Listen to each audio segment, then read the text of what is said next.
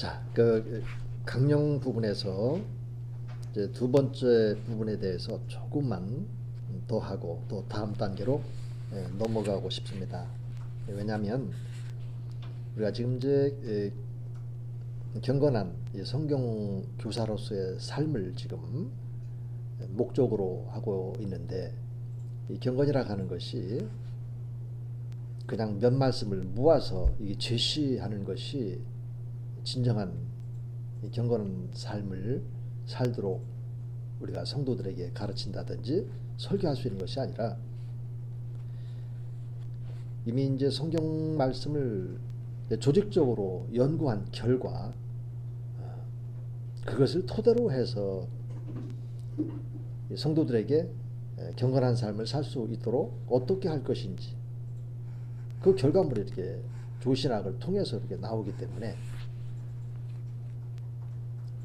저는 좀 더 이런 부분에 대해서 여러분들과 함께 더 좀 나누고 싶은데요. 자, 우리가 아까 물과 성령으로 거듭나지 않으면 하나님 나라에 들어갈 수가 없다, 이렇게 말씀이 되어 있는데, 그러면 성령께서 우리를 어떻게 거듭나게 하는 걸까요? 이런 질문이 나오지 않겠습니까? 그래서 성경을 보면 요한복음 3장, 요한복음에서는 5장과 또 6장에 가면 아버지 하나님께서 예수 그리스도를 우리가 믿을 수 있도록 증언을 하셨다. 그러니까 아버지 하나님께서는 예수님에게로 이끄시는 역할을 하신다고요. 그리고 요한복음 15장 26절 말씀 보면 성령께서도 예수님을 증언하신다고 그랬거든요. 또 다른 부에서 성령 그가 오시면 나를 증언할 것이요, 이런 말씀들이 있거든요. 그럼 믿게 하시는 분이 바로 성령이세요. 이렇게 믿음의 문제에 있어서 믿음으로 우리가 거듭나는 이런 과정에서도 삼위일체 한 분 하나님께서 하신 역할이 있어요. 예수님은 이제 십자가와 부활 사건을 통해서 우리가 예수님을 믿음으로 구원을 얻게 되는 이 과정을 성취하셨고, 그 성취하신 그 예수님의 십자가 대속 사건을 나의 것으로 완성시키는 분이 바로 이제 성령 하나님이시거든요. 그래서 이 성령으로 거듭나야 또 하나님 나라에 들어갈 수 있다 말씀하신 것도 이런 신학적이고도 또 이 성경적인 그런 말씀이 이렇게 필요한 부분입니다. 그리고 또 하나 이제 물어볼 수 있는 것은 거듭나셨는지에 대한 확신, 이런 것도 묻을 수가 있겠고, 또 하나는 하나님 나라가 도대체 어디에 세워지는지, 이런 문제들도 있지 않습니까? 그냥 물과 성령으로 거듭나면 하나님 나라에 들어간다, 이것은 관념적인 수준에서의 그런 가르침이 될 수 있죠. 이렇게 교회에서는 구체적으로 한 말씀을 풀기 위해서 또 다른 말씀이 있어요. 그러니까 이런 성경 연구를 통해서 조직화되어 있지 않으면 쉽게 가르칠 수가 없죠. 하나님 나라 얘기하는데 하나님 나라 어디 세워집니까? 라고 물었을 때 이 말씀으로 준비가 안 돼 있으면 갑자기 분석해지기 시작할 수 있죠. 우선 이미 이제 누가복음 17장 20절 21절에서도 바리새인들이 예수님에게 질문했던 질문입니다. 그때 예수님께서는 하나님 나라는 여기 있다 저기 있다 말할 수 없고 바로 너희 안에 있다, 이런 말씀을 주셨고, 그 너희 안에 있다라고 하는 말이 어떤 의미를 갖는지 또 이 신학자들이 또 말씀을 근거로 해서 또 주석도 하시고 또 답을 제시한 분도 있는데, 두 가지죠. 크게 너희 안에 있는 나 예수가 하나님 나라야, 이런 의미가 있고, 또 하나는 너희 마음 안에 하나님 나라가 세워지는 거야. 다시 말해서 나 예수를 믿는 자들의 그 마음 안에 하나님 나라가 세워진다. 이 두 가지 의미, 동시적인 거예요. 이것도 양자택일의 문제가 아니라 그 예수님이 믿음으로 우리 안에 내주하시는 것이 아니겠습니까? 그래서 요한복음은 이 말씀의 전개의 흐름이 그렇습니다. 이 생명이 믿음으로 우리 안에 들어오는 거예요. 그래서 요한복음 1장 12절에도 보면은 영접하는 자, 곧 그 이름을 믿는 자는 하나님의 자녀가 된다. 영접한다라고 해서 예수님을 단순한 손님으로가 아니라 주인으로 영접이 되는 거 아니겠습니까? 우리 안에 오셔서 예수님이 주인이 되고 나는 종이 되고, 그 로드십의 문제로 삶으로 나아가게끔. 그래서 우리가 여러분들이 또 교회에서 어느 부서에서 담당을 해서 어린 아이들이든 아니면 청소년들이든 아니면 대학 청년부든 경건에 대한 이런 훈련과 또 이런 말씀들을 여러분들이 필수적으로 가르치고 또 전해줘야 되는데, 이럴 때 이 교재를 여러분들이 사용하시면 어느 정도 도움이 되지 않을까, 그런 생각을 해봅니다. 자, 이제 좀 정건의 영역을 좀 더 이렇게 넓혀서 확장시켜 본다면 사실은 크게 세 가지로 우리가 볼 수 있는데요. 첫째는 나가 되게끔 돼야 되겠죠. 이 얘기는 뭐냐면, 본래 예수 믿지 않고 살았던 내가 본래 나가 아니거든요. 하나님께서 보실 때 본래 하나님께서는 하나님의 형상대로 아담을 창조했고, 또 예수님이 하나님의 형상이고, 또 그 예수를 믿게 되면 잃어버렸던 그 하나님의 형상을 회복했구나. 또 하나님의 형상이 내 안에 이제 거주하시니까 일반적으로 이제 회복 용어를 이렇게 씁니다만, 그러니까 그 예수님이 바로 나를 나답게 하시는 분이니까 이거를 표현하기 위해서 being, 됨, 또 존재, 이렇게 표현할 수도 있겠죠. 그래서 하나님의 형상을 회복하고 또 중생과 또 하나님의 음성 듣는 삶이라든지 이런 것들이 들어가게 되어 있습니다. 하나님의 음성 듣는 삶, 이런 부분에 대해서도 여러분들이 좀 잘 말씀을 근거로 해서 알아야 될 부분들이 많이 있지만, 이것은 이제 제 강의가 이제 진행이 되어지면서 틈틈이 이렇게 말씀드리고 하고 다음 단계로 넘어가겠습니다. 두 번째로는 이제 나를 이제 변화시키기. 이 말은 어떤 의미냐면, 자, 이제 예수 그리스도가 믿음으로 영접이 돼 있다면 위치가 이제 바뀌어졌지 않습니까? 1차적으로는 이제 마귀의 자녀에서 하나님의 자녀가 됐고, 이제는 내 삶 안에서 예수님이 주인이 되고 나는 종이 됐으니까. 그런데 전에는 내가 주인으로 내 생각대로 내 뜻대로 내 마음대로 생활했던 나가 갑자기 믿음 이후에 주인이 바뀌었는데, 이게 갑자기 그게 예수님이 주인이 되실 수 있도록 그분께 모든 것을 맡길 수 있을까? 그렇지 않죠. 여전히 우리 안에 죄가 있고 또 옛사람의 그 습성이 있기 때문에 그렇게 쉽게 하루아침에 우리들의 인격과 또 우리들의 삶 그리고 성품이 바뀌는 것은 아니에요. 그래서 끊임없이 성령의 인도하심을 따라서 때로는 하나님의 말씀이 검이 돼서 우리를 찌르고 회개케 하고 그런 수많은 과정들이 있거든요. 그래서 저는 이 나를 변화시키는 내 삶을 여기서 변화시킨다. 이거보다 또 먼저 선결적인 조건이 있다면 생각입니다. 생각. 로마서 8장 5절에도 그런 말씀이 있죠. 저쪽 이제 로마서 8장 2절에 보면은 아니 1절부터 이렇게 본다면 누구든지 그리스도 안에 있으면 정죄함이 없다. 주님이 말씀하시죠. 왜 정죄함이 없을까?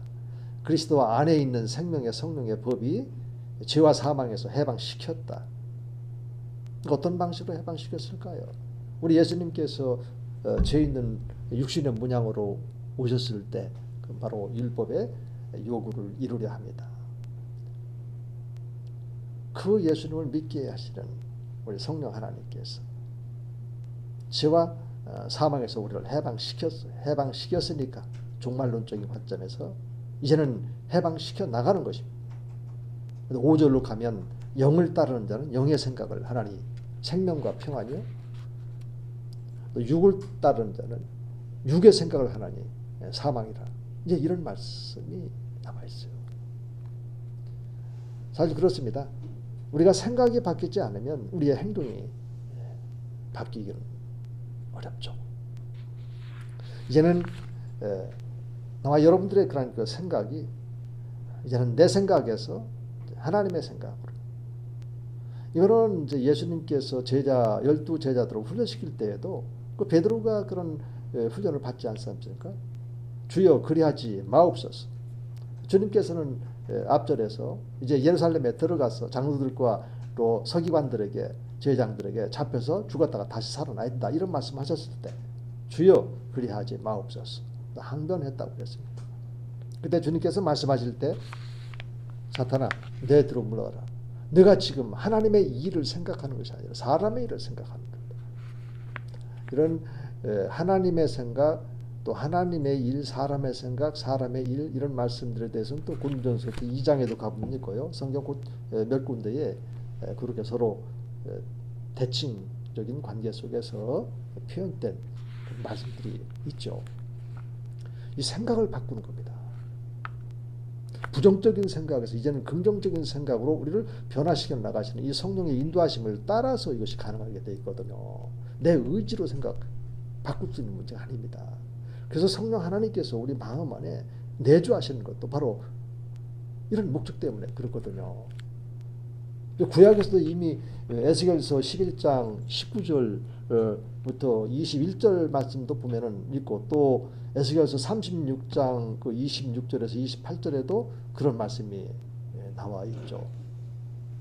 우리 하나님께서 우리 마음 안에 새 영을 부어주시고 또 새 마음을 주리니 이 돌같이 단단한 마음을 살같이 부드럽게 할 것이.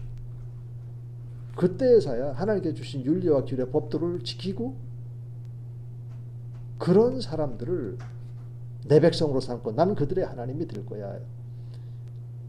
선지자 에스겔을 통해서 그렇게 말씀해 주셨고 또 그 예언의 이런 말씀들이 오순절날 우리 주님께서 아버지께로부터 성령을 보내주시면서 또 믿는 자들에게 마음 안에 내주하시고 지금 우리 안에서 지금 그런 일들이 일어나고 있거든요. 저와 여러분들은 나를 변화시켜야만 하는 겁니다. 신학교 안에서 신학을 공부하면서 말씀을 통해서 깎고 다듬어가는 이런 과정 속에서 나를 변화시켜야 되는데 그것은 바로 우리의 생각을 바꿔야 됩니다. 이것이 생각이 바뀌어지지 않으면 이 조지신학으로 딱 들어갔을 때 끊임없이 조지신학은 질문과 답을 해야 되는 과목이거든요. 하나님, 그럼 하나님 어디 계시냐? 그걸 이성적으로 답하게 되면 이성적으로 생각하면 물론 이성적으로는 질문을 하고 또 답은 성경으로 답해야 되는 것이 맞는 거죠. 그 조신학자 폴 틸리 같은 분도 그런 방법을 상관관계법이라고 하는데 이 상관관계법은 이성으로는 질문하고 계시로 답하고 아주 좋은 말입니다. 그가 그렇게 또 말한 것처럼 또 신학을 했는지 안 했는지 제가 볼 때는 말미에 그렇게 하지 못했어요. 그러나 그 말한 그 상관관계법이라고 하는 것은 아주 좋은 말이고 우리가 잘 활용을 하면 아주 유익합니다.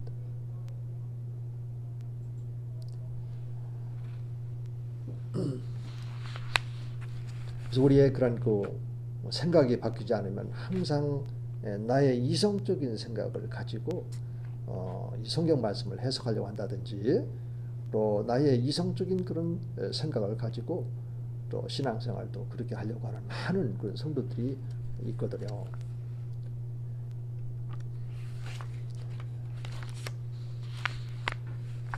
그래서 이제 이런 생각 바꾸기와 이렇게 관련해서요.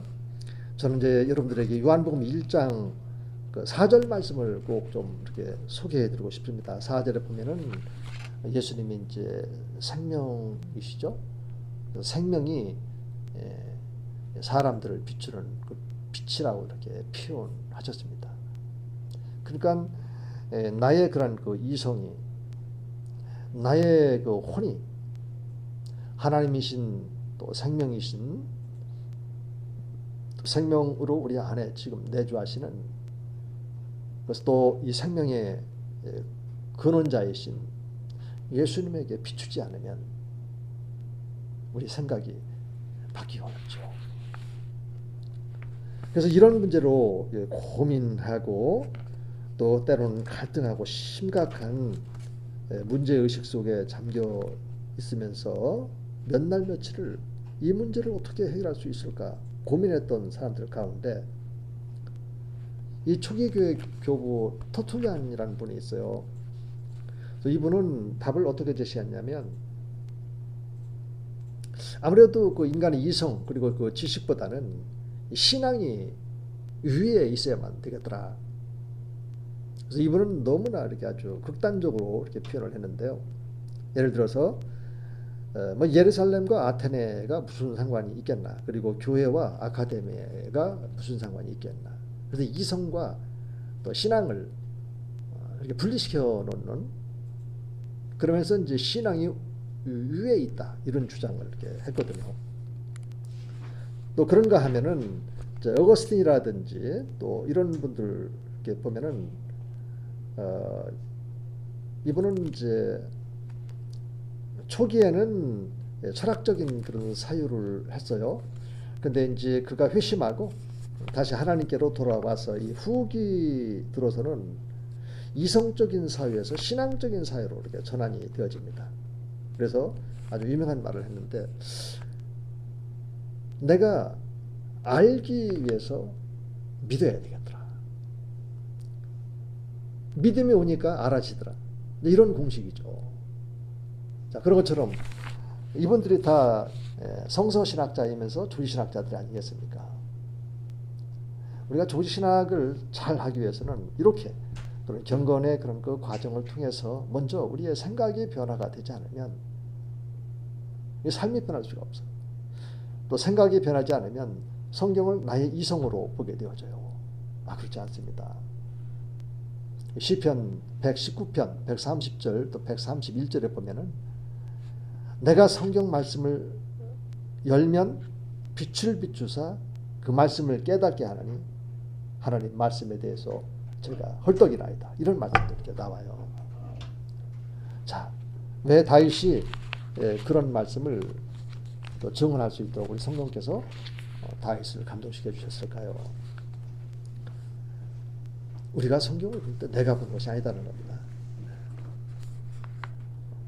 그리고 고린도전서 또 2장 10절에도 보면은 성령께서는 이 말씀을 깨닫게 해주신다 이런 말씀이 있고요.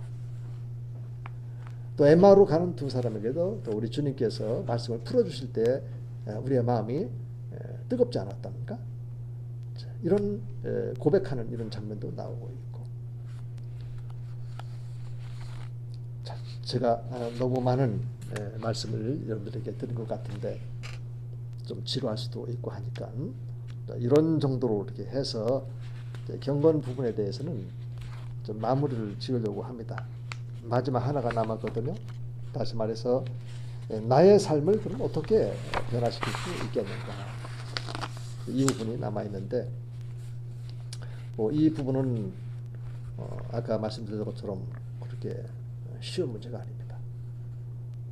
그런 평생 우리가 진행해야 될 문제고 또 성장하면서 우리의 삶을 바꿔야 되는 이런 문제이기 때문에, 그러나 이 마음의 변화가 바로 우리의 삶의 변화의 결정적인 계기가 된다는 점에서 그 부분을 좀 더 많이 신학교 다니면서 내 마음을 바꾸는, 또 내 생각을 바꾸는, 또 관점을 이제는 나 중심에서 하나님의 중심으로 전환시키는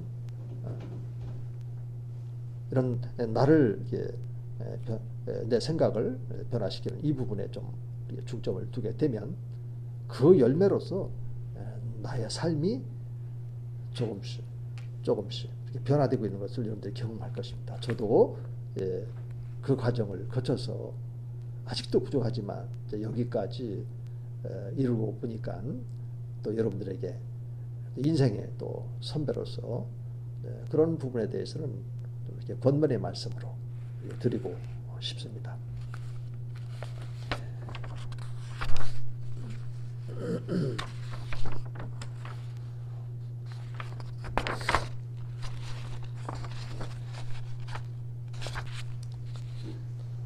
이제 경건 부분에서 이제 남아있는 마지막 부분은 나의 변화된 삶을 이웃들과 나누는 그런 삶이 되어야 되지 않겠습니까? 이 부분은 이제 영어로 그냥 doing 이렇게 표현을 해봤는데요. 지나고 나서 보니까 그럴 것 같습니다. 우리 목회자의 사역이라 하는 것은 하나님 말씀을 연구하고 또 준행해서 가르치는 삶이기 때문에 이렇게 말씀을 통해서 하나님께서 나를 깎고 다듬고 나를 변화시켜 주셨던 이런 것들을 성도님들과 함께 나누면서 살 때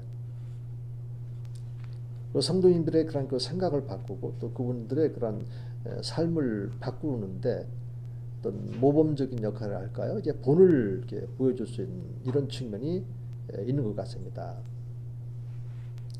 저도 잘 담임 목회자로서의 그런 그 사역은 또 전임 사역자로 그렇게 경험이 없기 때문에 어느 부서를 맡았다든지 또 잠시 잠깐 동안 사역은 했어도 그러다 보니까 이 성도들에게 다이렉트로 직접적으로 하나님 말씀을 읽고 또 말씀을 가르치려고 했던 이런 적이 참 많았었던 것 같아요. 에스라서 7장 10절에 보면은 말씀을 연구하고 구약이니까 이제 율법이죠. 율법을 연구하고 그리고 준행하고 그리고 이제 가르치겠다 이런 말씀이 나옵니다. 그래서 하나님의 그 말씀을 통해서 내가 깨닫고 내가 변화되고 또 도전도 받고 또 하나님께로부터 문제 해결책으로 그 말씀을 받고 이런 수많은 이런 경험들이 있을 때 이거를 말씀과 함께 더불어서 이렇게 나누는 이런 삶이 결국은 이제 가르침일 수 있고 또 설교도 될 수 있지 않을까 이런 생각을 갖게 되었습니다. 그래서 나를 나누며 사는 이런 삶을 위해서는 조유신학적으로 이렇게 연결을 시켜보면 성령 충만한 그 삶입니다. 여러분, 성령 충만한 삶은 어떠한 삶이 성령 충만한 삶일까요? 이것도 아까 생각 바꾸기에서 어느 정도 이렇게 성숙해 있다면 이제는 내 생각이 아니라 영의 생각, 육의 생각이 아니라 영의 생각. 그럼 성령께서 이끄신다고 그랬죠. 성령의 인도하심을 따라 사는 삶. 성령의 인도하시고 따르고 갈라디아서 5장 16절과 또 26절 안에 보면 행함, 성령의 인도하심, 따름, 성령으로 행함 이 세 가지 요소가 나와 있거든요. 그것이 바로 성령 충만의 3요소인 겁니다. 여러분 누가복음 4장 1절부터 그 이하의 말씀에도 특히 사도행전 2장 4절에 보면 성령을 따라 우리가 방언으로 행했다 이런 말씀 나오거든요. 또 고린도전서 14장에도 보면 방언은 영으로 우리 마음으로 영으로 마음으로 이런 조신학적인 바탕과 또 기초 위에 우리의 그러한 그 경건한 삶은 구축이 들어갑니다. 이런 조신학적인 말씀의 체계적인 이 바탕 없이 가르쳐지는 경건이라 하는 것은 바탕이 부실하니까 어떤 상황이 되면 유야무야로 끝나는 것이고 그러나 시편 12편 1절에 보면 여호와여 경건한 자들이 끊어질까 두렵습니다. 다윗은 그렇게 하나님께 간구합니다. 또 바울도 서서에 보면은 경건은 크고 깊다 이런 말씀도 있고 또 경건의 모양은 있지만 경건의 능력을 부인한 자들이 있다 이런 말씀도 있고 사도 바울은 날마다 하나님과 함께하면서 또 예수 그리스도께 붙잡힌 바 되어 사로잡힌 바 되어졌고 또 말씀에 붙잡힌 바 되어져서 성령의 인도하심을 따라서 주님의 몸된 교회를 세우는데 일생을 다했던 것처럼 오늘 우리들에게도 나를 나누면서 목회 자로서의 그런 지속적인 삶을 살기 위해서는 조신학을 바탕에 둔 이 성령 충만한 삶 속에서 가능하다는 사실을 기억하시고 오늘 강의를 여기서 마치도록 하겠습니다.